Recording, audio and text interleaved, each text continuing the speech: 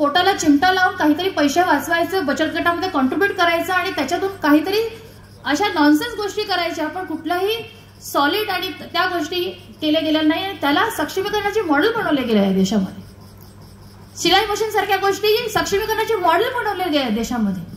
जिथे बाबासाहेब फक्त एज्युकेशनची भाषा बोलतात, जिथे सावित्रीबाई फुले आज 20 पटसंख्या असलेली शाळा बंद होत आहे, पण त्या 6 पटसंख्या असलेल्या शाळेने रिव्होल्युशन या देशामध्ये घडवून आणलं. सावित्रीबाई फुलेंच्या शाळेने रिव्होल्युशन घडवून आणलं.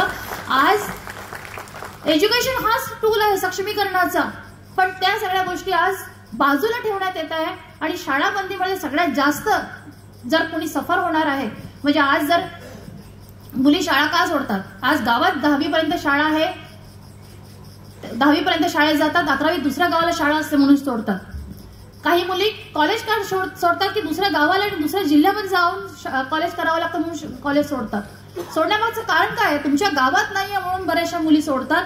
आणि एकूणच सोशल परिस्थिती जशी आहे ती अतिशय घातक विदारक अशी निर्माण केली गेलेली मुलींसाठी. आणि म्हणून सेफ राहावं, सुरक्षित राहावं म्हणून जेवढं शिकली तू शिक गावात, मग नंतर पुढे काय होतं स्त्रियांचं माहिती आहे. आणि म्हणून स्त्री शिक्षण हा सगळ्यात महत्वाचा विषय आहे. तो फक्त व्यक्तिगत विषय नाहीये, तिच्या स्वतःसाठी नाहीये की फक्त ती नोकरी करेल आणि कमवेल.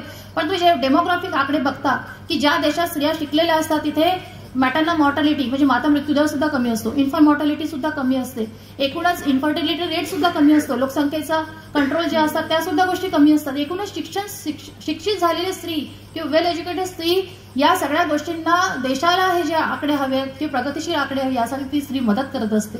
आणि बाकीच्या गोष्टी मग ज्या येतात प्रगती करण्यासाठी ती महत्वाचीच आहे.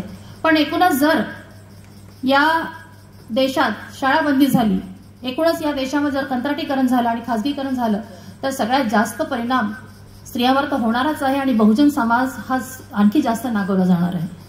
आणि आपण आज बघतोय की सर जसं म्हणाले की त्यांना सोशोलॉजी नकोय, युनिव्हर्सिटीमध्ये सोशोलॉजी जर शिकणार तर बाबासाहेब शिकणार, महात्मा फुले शिकणार, सावित्रीबाई फुले शिकणार, राजर्षी शाहू महाराज शिकणार किंवा ग्लोबली कार्ल मार्क्स शिकणार किंवा इतर सगळ्या गोष्टी शिकणार. आणि त्यांना ते नकोय ज्या विचारातून आपण मानव म्हणून घडतो, ज्या विचारातून एक लोककल्याणकारी राज्याचं निर्माण होत असतं, असे कुठलेही विषय त्यांना नकोय.